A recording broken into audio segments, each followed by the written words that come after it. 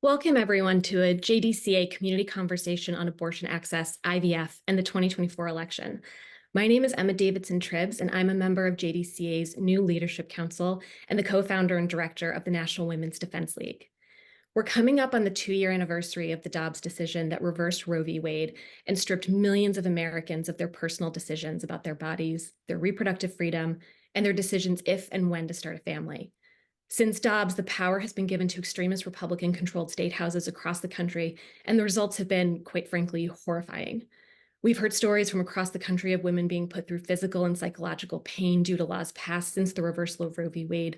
Stories like a 10-year-old rape victim in Ohio having to travel to Indiana to receive the abortion care she needed.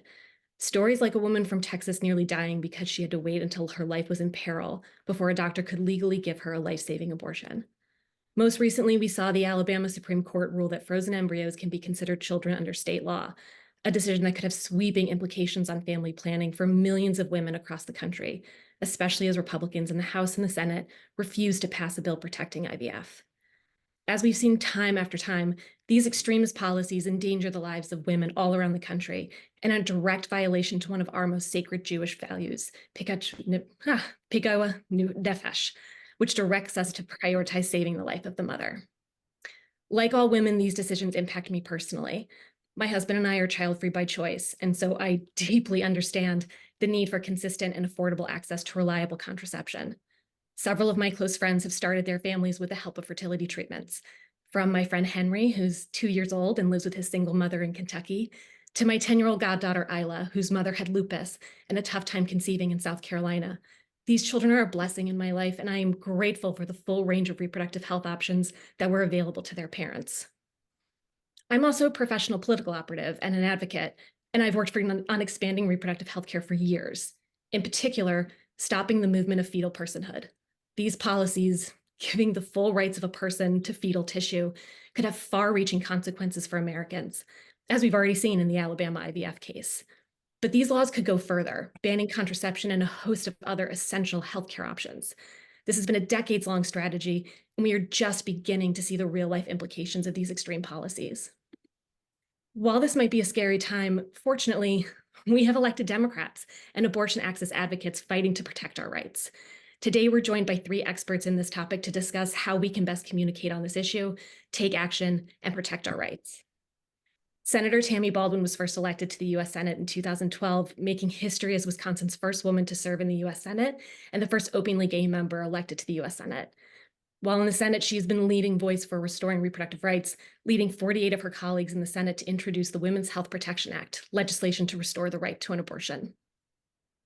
Morgan Mohr is the senior advisor for reproductive rights for the Biden-Harris campaign, a role she began in December of 2023 after serving for 3 years in various roles at the White House, including senior advisor to the White House Office of Intergovernmental Affairs and associate director for strategic planning. Mohr holds 2 master's degrees from the University of Oxford, where she was a Rhodes Scholar specializing in gender policy and reproductive rights. Jessica Mackler has an impressive track record of electing Democrats over the last 2 decades at the DGA, DCCC, and by founding one of the only women-run opposition research firms before returning to Emily's List and overseeing their successful efforts in 2022, when the organization helped elect a record number of governors, helped hold the U.S. Senate, sent 17 new women to Congress, including 11 women of color, and flipped 4 state legislative chambers. Early this month, she was announced as the 4th president in Emily's List history. Reproductive rights advocates have been yelling from the rooftops for years that Republican efforts won't stop with Dobbs and abortion. And we've seen those warnings become true. Donald Trump and his MAGA candidates have explicitly said they intend to continue to curtail these rights for women. Today, our speakers are going to share their experiences and perspectives about how this issue can help us elect Democrats this November, ensuring these rights and so many others at risk will be protected. I'm now going to turn the program over to Haley Seufer, the CEO of JDCA, who will engage all 3 of our incredible speakers in this important dialogue. Haley? Thank you so much, Emma. Thank you for your candor and your powerful introduction and for being a part of JDCA's New Leaders Council. We are so honored to have with us today Senator Tammy Baldwin of the great state of Wisconsin, who is fighting for our freedoms, our rights, our democracy every day in the Senate. Thank you, Senator. My pleasure. Thank you. We're going to get right into it. Since the Dobbs decision in 2022, Republicans have enacted legislation to restrict abortion access and reproductive care in many places, including, of course, in your home state of Wisconsin, where Dobbs halted most abortion care due to an 1849 trigger law and legal uncertainty for providers. After a lawsuit filed by the Attorney General, and thanks in large part to a nationwide effort to elect a liberal judge to the Wisconsin Supreme Court last year, abortion providers in Wisconsin eventually resumed care. And that's what we've seen from our vantage point. But how did Dobbs impact reproductive care in Wisconsin? And what can be done to defend abortion access in Wisconsin and beyond, including in this upcoming election? Thank you, Haley, for that comment and that question. So in Wisconsin, as you indicate, we have a law on the books that was passed in 1849, 1 year after statehood, that was widely regarded as a criminal abortion ban. And for 15 months in the state of Wisconsin, there was no abortion care offered. What it meant was that many people who needed that care had to make travel plans, had to figure out how to get to Illinois or Minnesota or further afield. And oftentimes this was during a crisis in their lives. I talked to several Wisconsinites who had anomalies in their pregnancies and or miscarriages that were partial miscarriages. So they're in a crisis moment, and then they have to figure out where they can go to secure the health care that they need. The stories that I heard from people who didn't travel but who needed care really literally were people bleeding for days, people not being able to get services until their fever had spiked.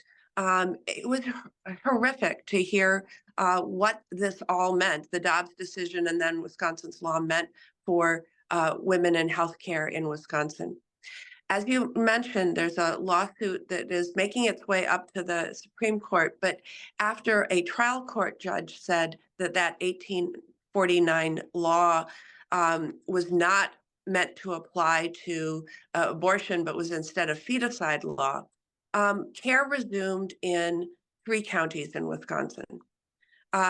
That means there's still 69 counties in Wisconsin where there is not care. But 3 counties now have Planned Parenthood clinics that are providing care. But I want to make another point that I don't think people think about as much. And that is that many of our obstetricians and gynecologists left the state to practice in Illinois or Minnesota.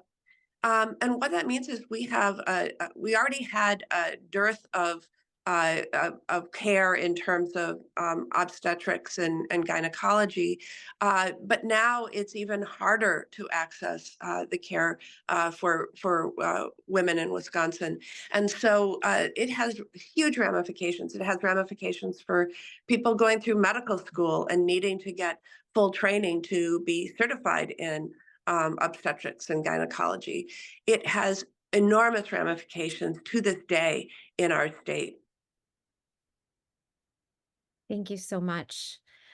In the Senate, you have led and you introduced the Women's Health Protection Act of 2023, which would restore a federal right to an abortion. Can you tell us all more about this critically important piece of legislation and what is its status? What will be required to pass it? So the bill codifies Roe versus Wade in federal statute. And that would, of course, preempt what's happening in the states. But it takes the additional step of indicating that states cannot pass laws that further encumber or burden the right to choose, including the rights articulated in Roe versus Wade. And that's a really important fact to note because, even before the Dobbs decision came down, states like Wisconsin had passed more recent laws making it harder to access abortion care, whether those were 24-hour waiting periods, which are extremely burdensome, whether they were mandatory counseling, not a script written by the state legislature, or invasive ultrasounds. All of those were things that were passed in Wisconsin, and I know other states have these sort of burdensome laws also. The Women's Health Protection Act would make those type of laws challengeable in court.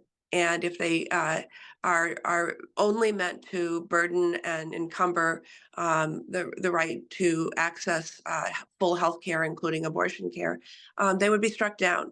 And so it's a really essential addition to the bill, in addition to codifying Roe versus Wade. Now, the status is we have now 49 co-sponsors of the bill. That's more than we've ever had before.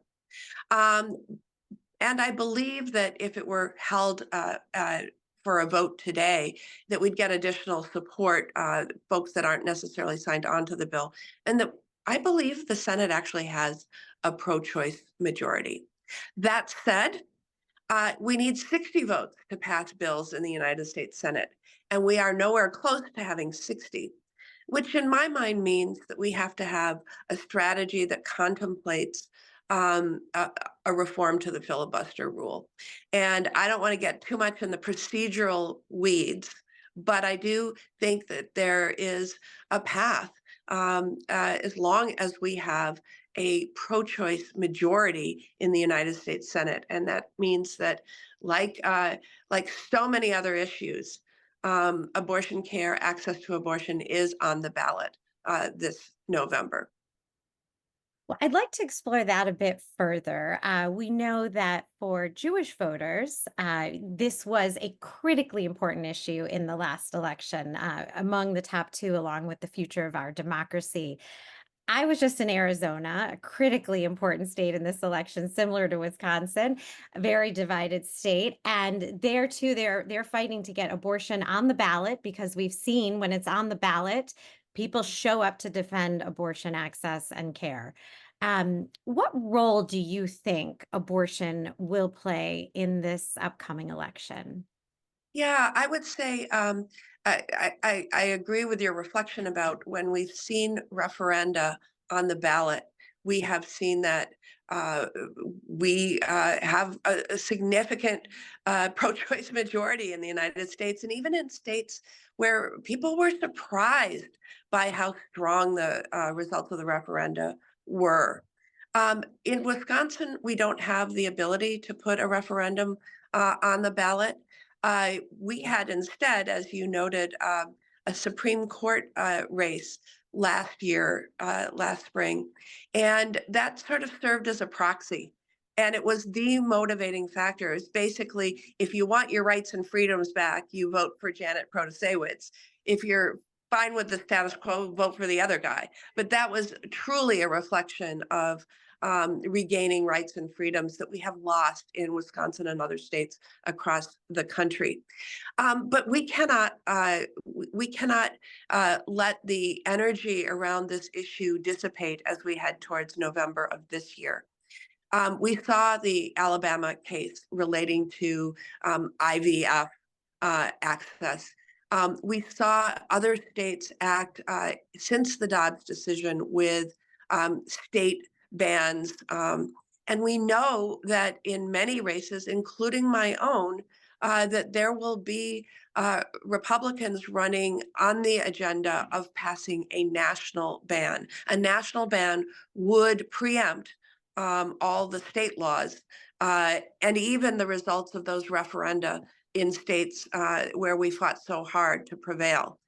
And so that is absolutely on the ballot this fall. And people need to make sure that they know where the candidates stand on access to abortion care in a post-Dobbs world.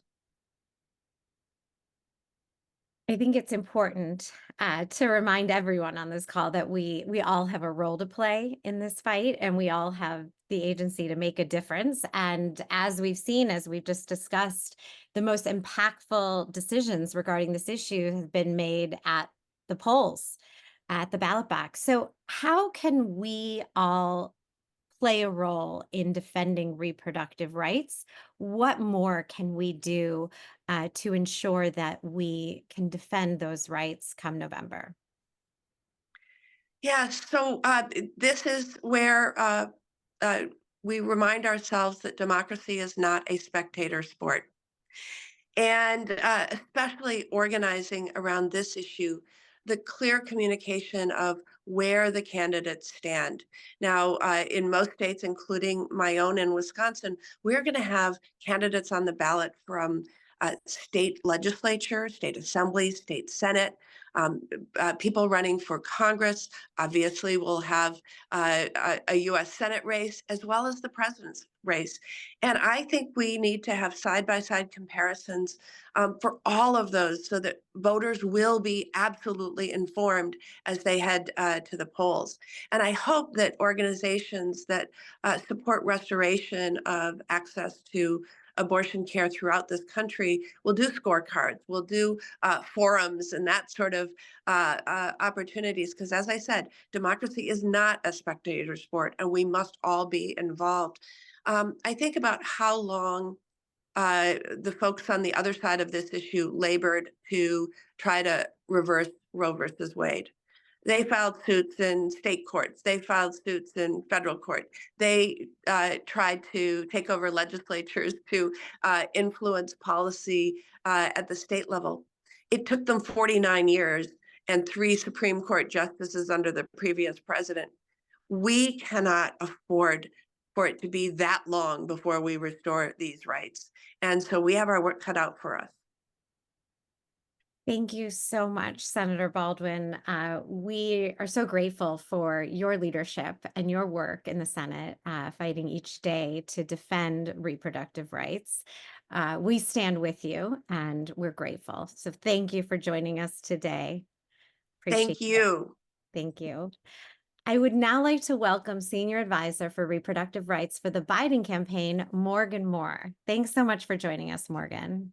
Thank you so much for having me, and a huge thanks to everybody on this call who is mobilizing your communities and getting involved in this critical election. The stakes could not be higher.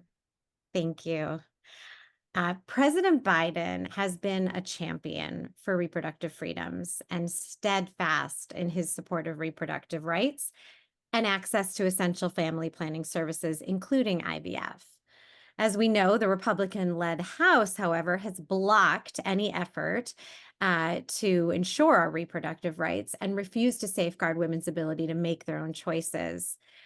What has been and can be still accomplished in the first term of the Biden administration to defend reproductive freedom and rights at the federal level?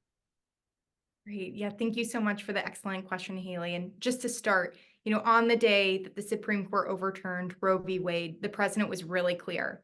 He was like, what has just happened is for the first time in memory, the Supreme Court took away a constitutional right from the American people that it had previously recognized. Completely unprecedented in our memory. And so because of that, the solution needs to be really clear, and you heard it from Senator Baldwin. We need federal legislation in place to make sure that people in every state in this country have access to the healthcare that they need and deserve, period. And so the president and the vice president have pulled out all the stops. They continue to oversee a whole of government response to this crisis that the overturning of Roe has created. But he has been laser focused, and the VP has been laser focused that what we need to do is to take care of this issue once and for all by codifying those protections into federal law and making sure that Republicans, extreme Republicans and Trump across the country can't take away people's rights. But to zoom in and think and talk a little bit about what the president and vice president have done within their power is they've been tireless and relentless in this fight. So the president has signed 3 executive orders and a presidential memorandum on reproductive health care access which is extraordinary. And as part of that, they're overseeing a whole of government response. So they have a task force in place managed by the Secretary of HHS, Javier Becerra, and the Director of the Gender Policy Council, chaired by the President and Vice President. And they are working all the time, constantly, on have we pulled every possible lever within the federal government to ensure that people have access to the care that they need. And to make this a little more concrete, I thought I would maybe zoom in on one particular issue, which is emergency care in EMTALA, and kind of break down what does it mean that he signed executive orders. So to just take one really important example of a policy that he's worked on. So after Texas passed and enacted its extreme abortion ban, SB 8, even before the overturning of Roe, the administration was on guard and ready. And one of the actions that the Biden-Harris administration took was to issue guidance saying that this federal law, EMTALA, the Emergency Medical Treatment Act, that preempts any state restrictions that prevent care to save a woman's life or care that is needed in an emergency situation. So it's basically saying, the federal government requires that hospitals provide emergency care. Abortion can be emergency care. And so that has been a key focus of the Biden-Harris administration's response. Emergency care in EMTALA was a huge part of the first executive order that the president signed, protecting reproductive health care services. And that has been a continued effort by HHS. They've obviously taken enforcement action when corrective action needs to be taken on that front, but they continue to try to work with hospitals, with providers across the country, and with women themselves to make sure that the resources are in place, that they're, to the extent possible, that there is clarity that even when these draconian abortion bans are in effect, the federal government, the president, and the vice president believe under federal law that women are entitled to life-saving and emergency care, period. And they stand with 9 out of 10 Americans in supporting access in this case. This sounds very uncontroversial, right? And even this past year, a few weeks ago, in January of 2024, President Biden announced even more actions to protect access to emergency care, including HHS releasing a comprehensive plan to educate patients about their rights and to help hospitals meet their obligations under federal law. However, Republicans cannot even accept that women should have access to reproductive health care in emergency situations. They can't accept it. And so after the administration issued that guidance, the state of Texas sued, saying that they didn't want hospitals to be able to provide, to be obligated to provide this type of care. And in addition to that, in a separate case, the Department of Justice has filed a lawsuit in Idaho because Idaho's abortion ban criminalizes providers for providing care, including in some situations that could be emergency situations. And so what we're seeing now this term, the Supreme Court is facing 2 cases on abortion. Remember when we said this was forever going to be resolved because we are pushing it back to the states? As we've seen, that has not been the case. And one of those 2 cases this term is going to be on emergency care. We will hear oral arguments on April 26th. And this is a huge opportunity to drive both all of the work that the president and vice president have been doing on emergency care, but the clear contrast. We stand with 9 out of 10 Americans who believe that women should have access to life-saving and emergency care. That is unbelievable that MAGA Republicans continue to try to fight that. Thank you. Since Roe was overturned, we have seen many states, such as Ohio and Michigan and historically red states, Kansas, Kentucky, where there have been overwhelming support for ballot initiatives. And in every single one of these states where abortion has been on the ballot, the position supporting abortion access has won. How can we channel this clear passion that's motivating voters to show up and defend abortion access into our efforts to re-elect President Biden and Vice President Harris in November? And I'm also hoping that you can talk about, since you had mentioned the Vice President, of course, she's been a critical part of this administration's efforts. If you could talk also briefly about her Reproductive Rights tour. Yes, absolutely.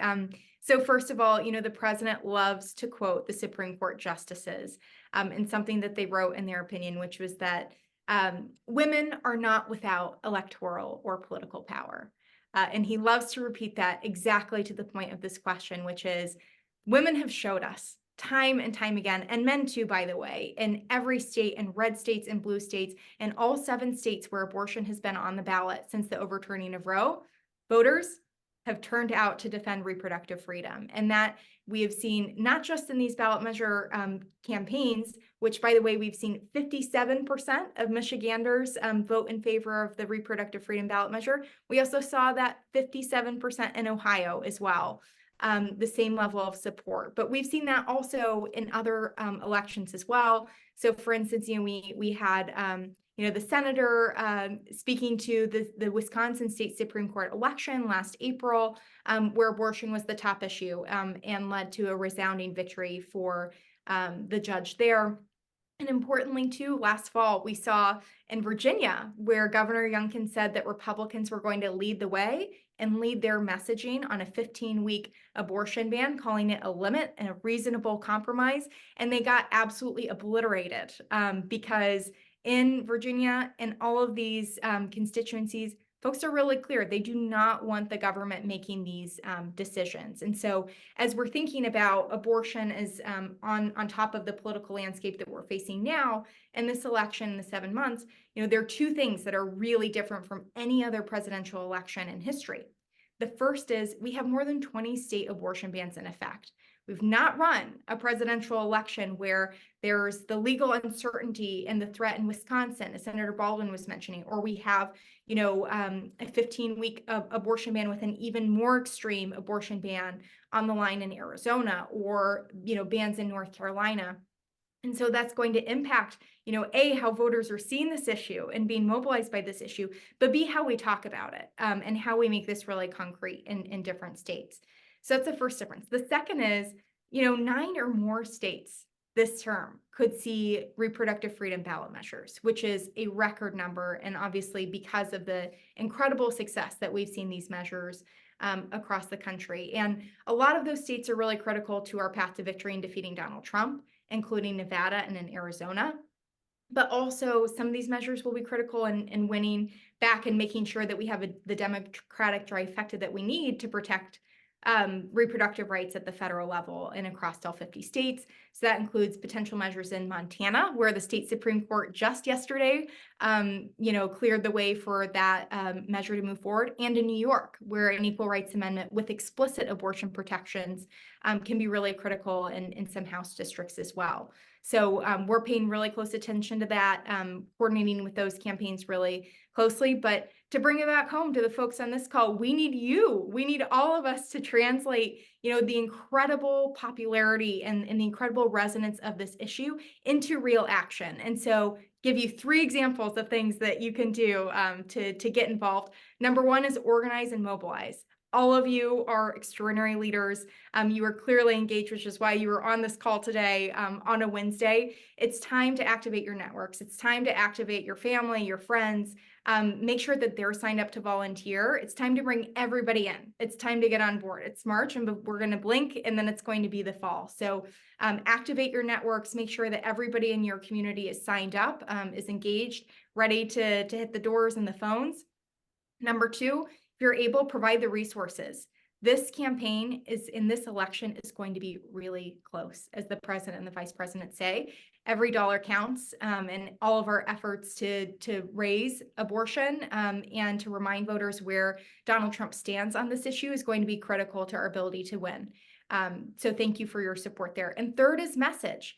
It is so important that we talk about reproductive rights. It's where voters are at. It's a salient issue. However, we need to go the extra step and not just talk about reproductive rights in a vacuum, but connect it to Donald Trump. And that is because right now, as you have seen, and you saw him yesterday, he is talking out of both sides of his mouth. On the one hand, bragging about overturning Roe, talking about how he is planning to lead the way in passing a nationwide abortion ban, but at the same time, appearing and attempting to distance himself from the exact impacts that he's created and the policies that he's pushing for. And so we need to do the work Every time we talk about abortion, I challenge everybody on this call to talk about Donald Trump in the same breath, because that is what it's going to take to win. Thank you so much, Morgan. We really appreciate it. I would now like to invite another member of our New Leaders Council, Julie Zebrecht, to ask an additional question. Julie. Thank you so much, Haley, and thank you, Morgan. I really like that point, Morgan, about tying any conversation about abortion to former President Trump, or as we like to say, defendant President Trump, defendant Trump. So I just wanted to ask you, last week, Vice President Kamala Harris, who has long been a champion for reproductive rights, visited a Minnesota abortion clinic, making history as the first vice president or president to do so. Her visit spoke volumes about normalizing women's need for support in all aspects of reproductive care, including fibroids, breast cancer screening, contraception, all of that.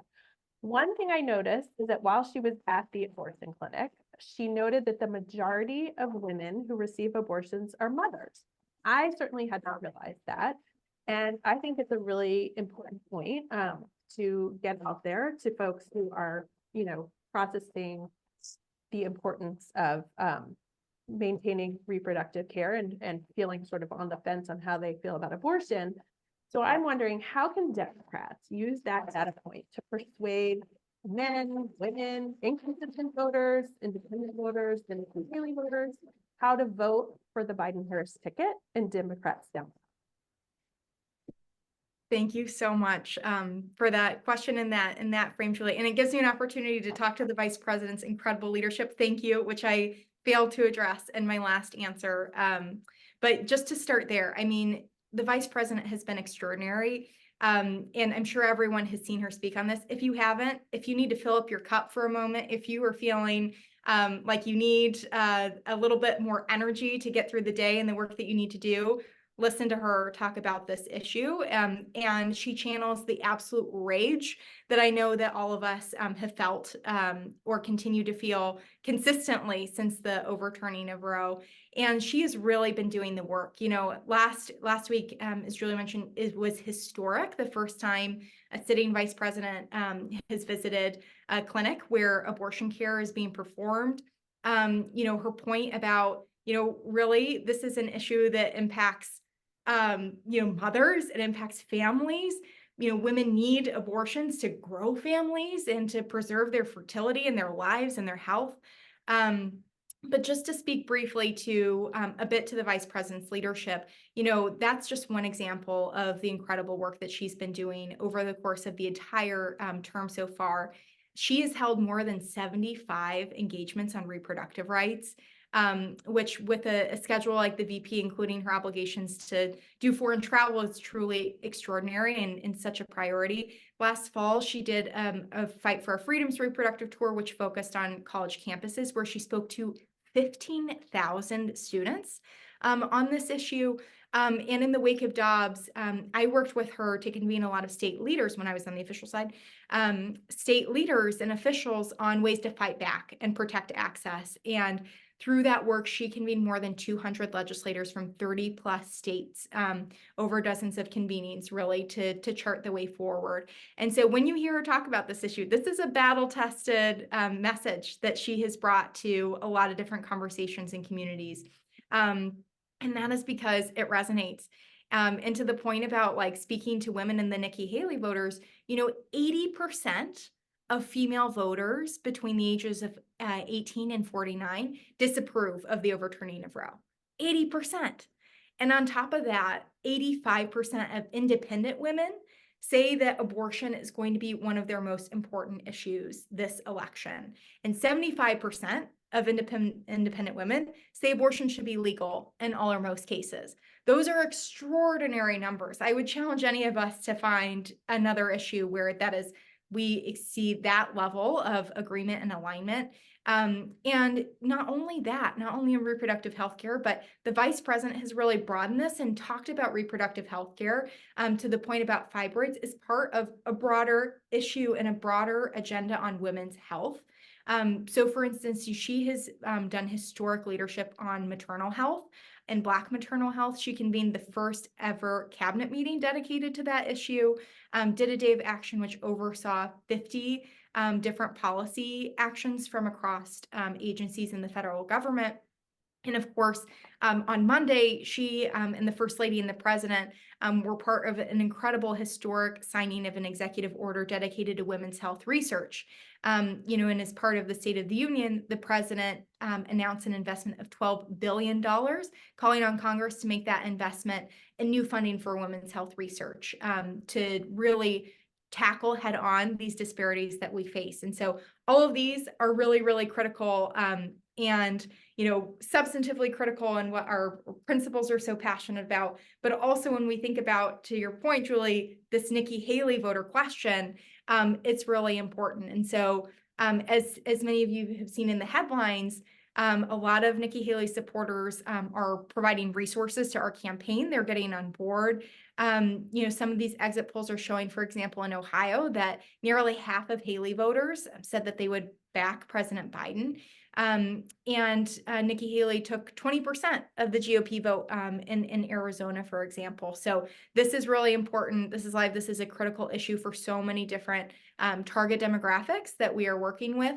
And to bring it back to Donald Trump and taking my own advice, we really need to make this a choice. So on top of like the incredible work that we're doing, we're talking about women's health, we're talking about reproductive health care access.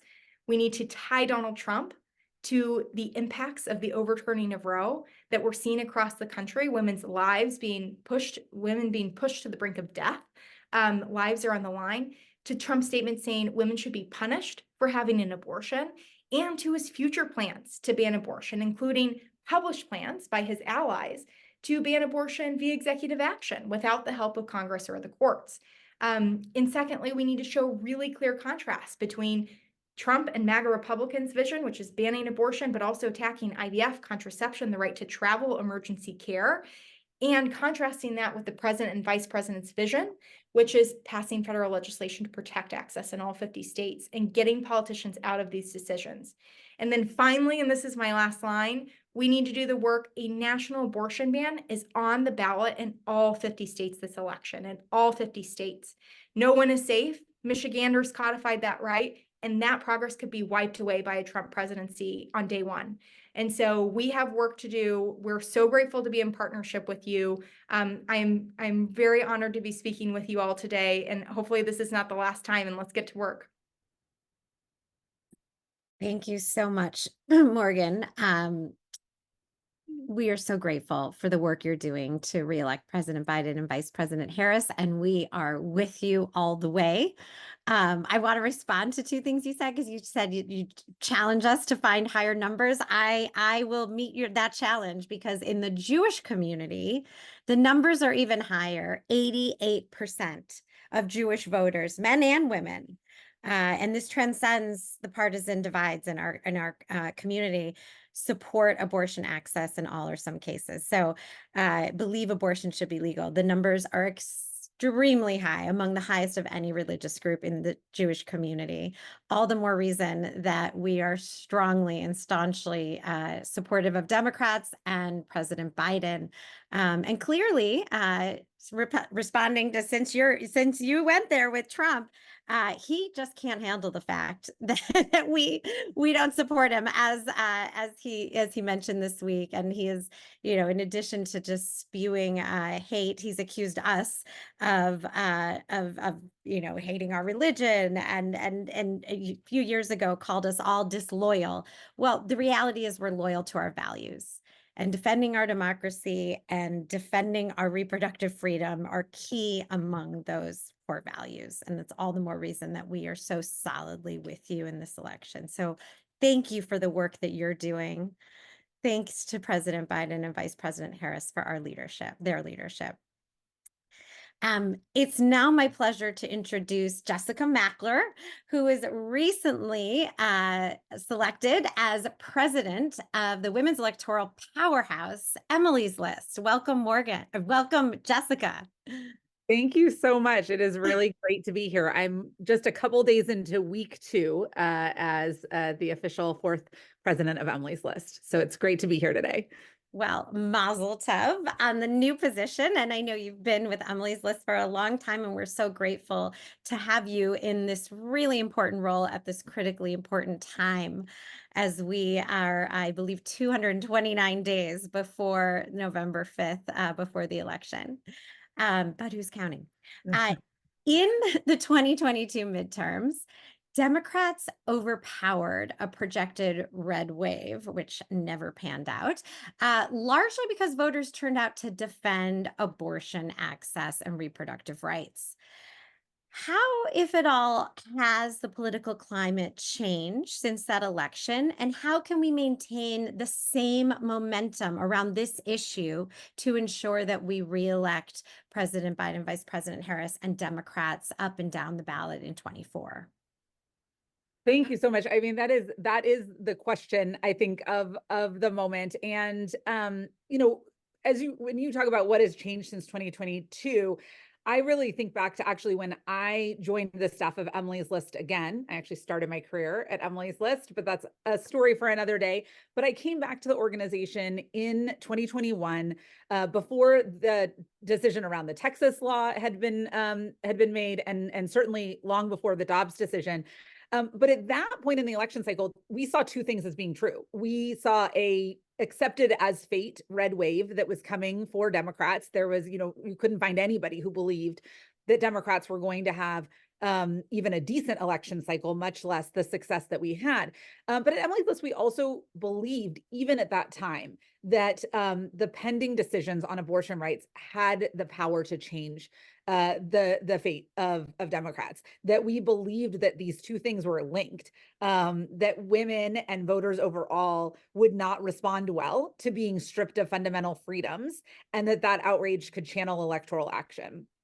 One of the things that I think has changed the most since that time is that when we started talking about the power that this issue would have in the election, along with partners in this space, we were met with, I think, skepticism is probably the nicest way that I could say it. There was not necessarily an automatic buy-in to the idea that this really could change the election.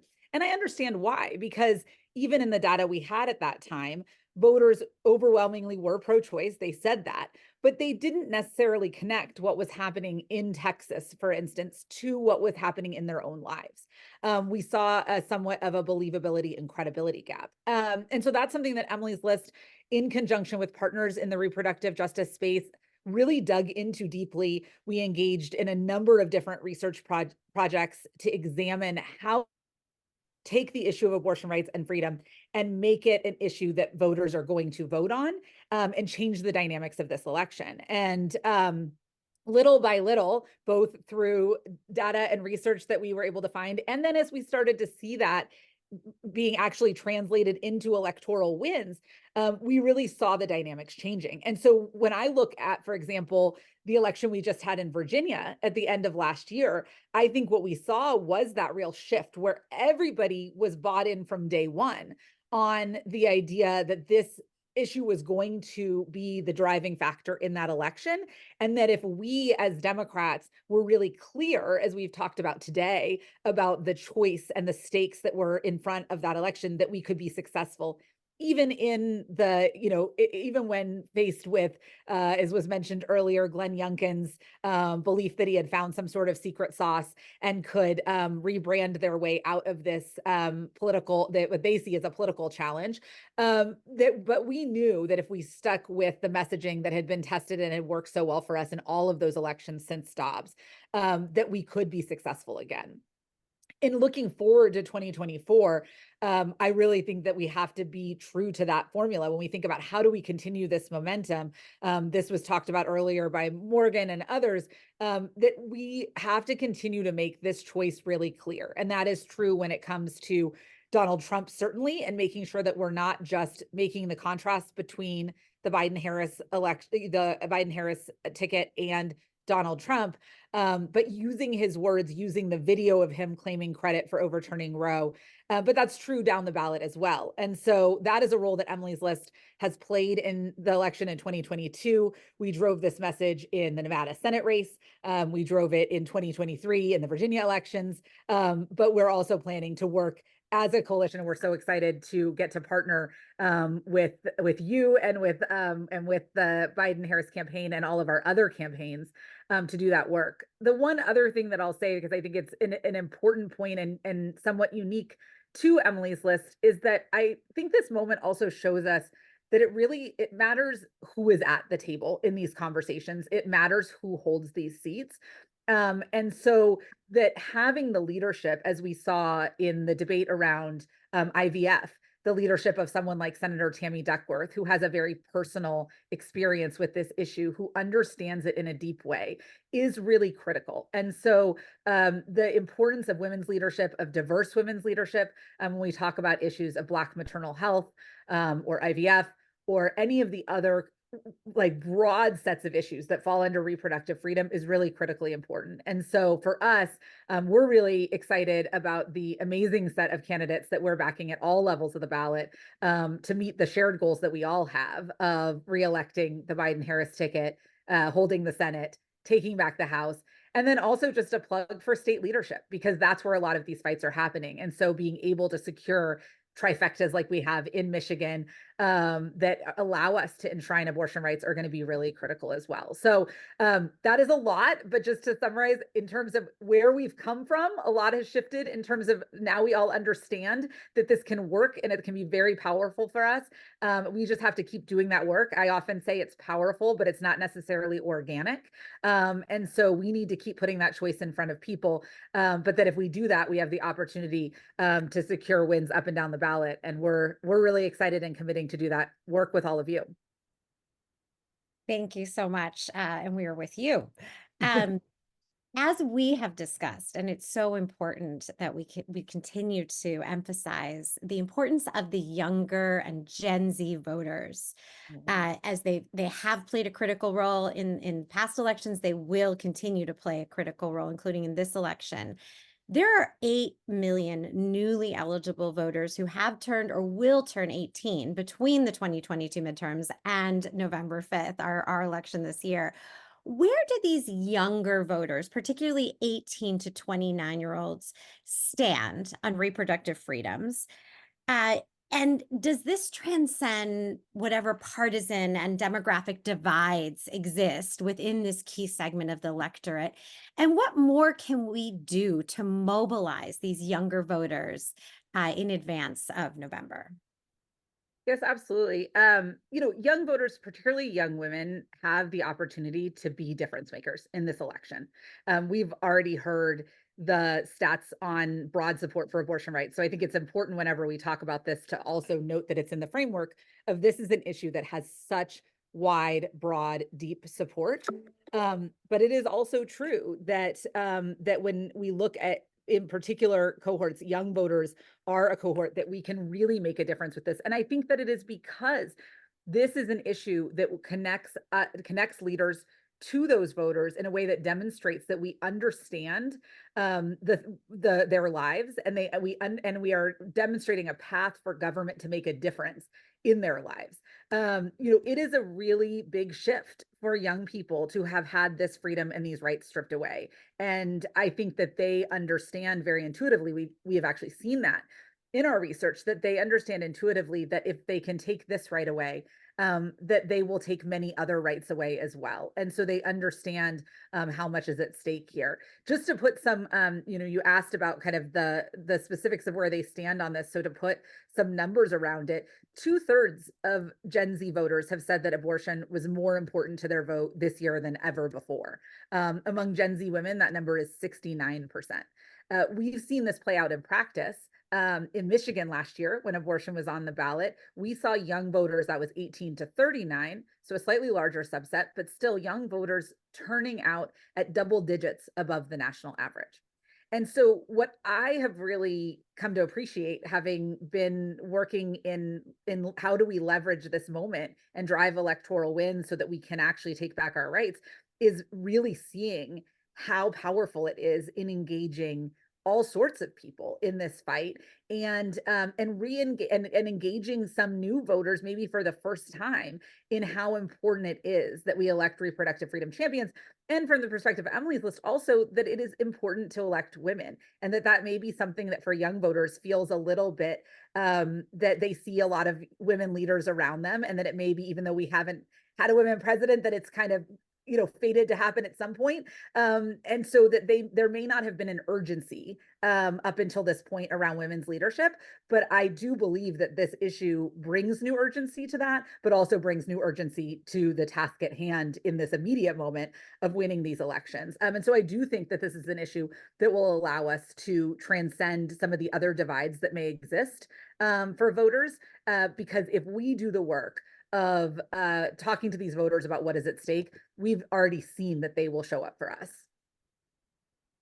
Great. And as Morgan mentioned with regard to Trump, we're seeing some anti-choice candidates trying to talk out of both sides of their mouth in this election. They recognize, they see the numbers too. They know this is not a winning issue. And Republicans are distancing themselves from statements, from bills, from confirmations that they've supported that have restricted reproductive rights. So what can we do to hold them accountable? And specifically, what is Emily's list doing to hold them accountable? Do you have research on these candidates? Are you tracking the fact that some are kind of trying to whitewash their anti-choice record? Absolutely. I mean, we have said for a while here, and Virginia was a great example of this that we talked about, because it was what we saw the governor feeling like, okay, I figured it out. I know how to get us out of this political problem we have. But what we've said is that this isn't a branding problem, and it's not a messaging problem for Republicans. It is an agenda problem. Voters have been very clear that they do not support bans on abortion. They don't support limits on reproductive freedom, and that they're willing to vote against both those restrictions, but also the politicians that support them. So it is really important that we do the work, and Emily's list is doing this work of spotlighting the records of these Republicans and putting them up in front of voters so that there's no confusion about where voters stand. And there's a couple of pieces to that. I mean, one of the things we saw in Virginia is that Republicans have a really hard time staying on message on this, because it's not actually where their position is. And so we saw a number of candidates who would say, when we're caught on tape saying, oh, well, this is just our first step. We're going to do this so-called compromise, and then once we get in power, that's our first step. And so being able to really amplify that and demonstrate that they are not being truthful when they try to articulate that they have a more moderate position than they actually do is really critical. Emily's list was involved in a race in Virginia where we did a whole campaign around Roe Not Joe, running against an anti-choice candidate. And so that is something that we are very practiced in, that we work with all of our candidates on, that we will certainly be doing a lot of work on when it comes to Donald Trump. But also the Senate candidates, in Michigan, where we're supporting Alyssa Slotkin, there's a wide Republican primary. All of those candidates are anti-abortion rights, anti-reproductive freedom, but a number of them are going to try to hide that. And so we are going to go back and spotlight their record and demonstrate it to voters. The other thing I will say, though, is that we really have, in thinking about how far we have come since 2022, it's probably the most dramatic shifts that we have seen in recent memory in terms of shifts in public opinion around this issue. And the Republican brand on this is extraordinarily weak because they have shown that they are not on the side of voters on this issue. And so we are primed to be able to deliver that to voters. Voters are not set up to believe them when they say, I'm not going to be for a national abortion ban. That may have been a tougher argument 3 years ago, but it is a much easier argument for us to make right now. We just need to continue making it. And I will just reiterate what I keep coming back to, which is that it is powerful, but it is not organic. We have to keep putting it in front of voters. But when we do that, we will win. Thank you so much. We are grateful for your role, for your leadership, for Emily's list, and the role that we will play together in electing women and electing candidates up and down the ballot that will defend our reproductive rights. So thank you so much, Jessica. Absolutely. Absolutely. And thank you so much for having me. This is really wonderful. Thank you. I am now honored to turn things over to Jill Goldenberg, co-chair of JDCA's Programming Committee. And it just makes me so proud to work with Jill every day and bring these programs to life. So over to you, Jill. Thank you so much. And thank you so much to every single one of our incredible speakers, presenters, advocates. We are really blessed with excellence in this space, and it is a pleasure to get to work with all of you in the coming months, because that is really what we're all about. I'm going to take you back to 1973, sitting in the basement of my grandmother's home in St. Paul, Minnesota, where I grew up. It was a family dinner. We did family dinners every Sunday night. And my aunt, who was probably all of 38 at the time, started talking about how nobody should tell her what to do with her body. I was 11, and Roe was just about to be announced. It was the beginning of my political awakening, as I'm hoping it's the beginning of so many other young voters' political awakening, to realize that these rights have been stripped away from them and from all of us. As a mom and a daughter and an aunt and an advocate, I've never been more energized to elect pro-choice candidates up and down the ballot.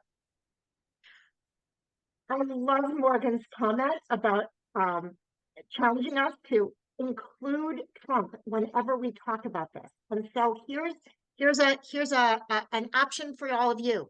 When you talk about access to reproductive health, talk about whether you want Donald Trump and Mitch McConnell in your doctor's office, because that's what we're talking about.